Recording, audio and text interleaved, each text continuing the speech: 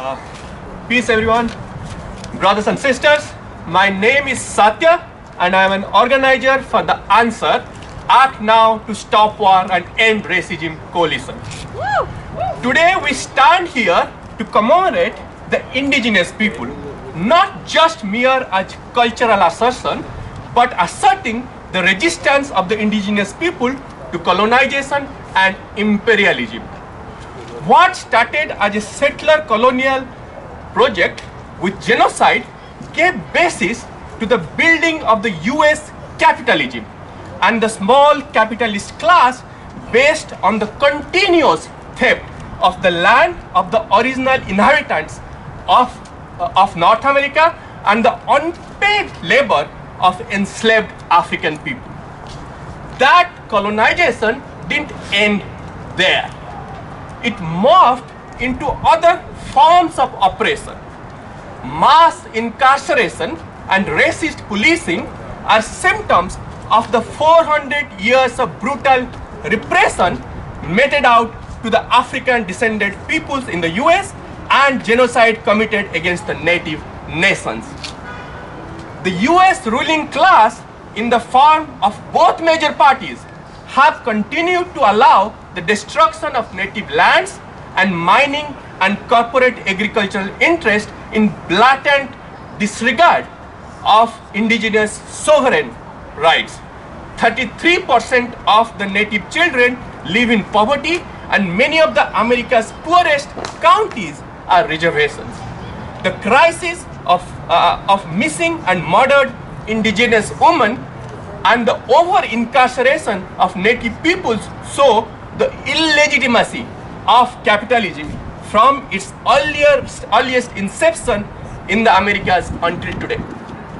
Here in Rhode Island, the Narragansett smoke shop raid, about which we came to know earlier, that occurred in 2003 by the state police is still vivid in the memory of the native communities and is another example of the naked aggression that indigenous people continue to face.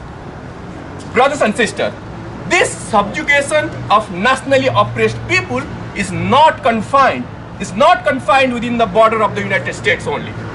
This brutal system cannot survive without constant plunder inside the US and externally manifesting itself as imperialism.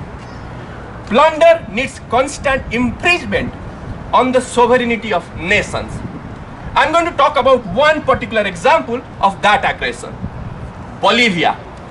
Last year, 2019, a popular indigenous government of Bolivia led by Evo Morales was toppled by a coup, military coup, semi-military coup. Evo Morales was the first indigenous president of Bolivia, came to power in 2006, a country that is overwhelmingly indigenous. Overwhelmingly indigenous people, first president in 2006, first indigenous president. Evo Morales' government led the process of a new constitution that guaranteed indigenous rights, sovereignty, and equality. Under the rule of Evo's political party, Movement for Socialism, the GDP grew by 400% and Bolivia went from having a rate of economic development of 2.8% before he was elected in 2006 to 5% in 2019. Illiteracy was reduced from 23% to 2.5%. Minimum wage was increased by 1,000% during that time, and infant mortality rate was cut in half since he took office. Last year, when a large forest fire was ravaging the Amazon, the government of Morales contained it with an efficient state mobilization, whereas neighboring Brazil, under fascist President Jair Bolsonaro, let the Amazon burn, putting the blame on the indigenous tribe with utmost sinister and cruel manner. How did Evo Morales manage to do it all?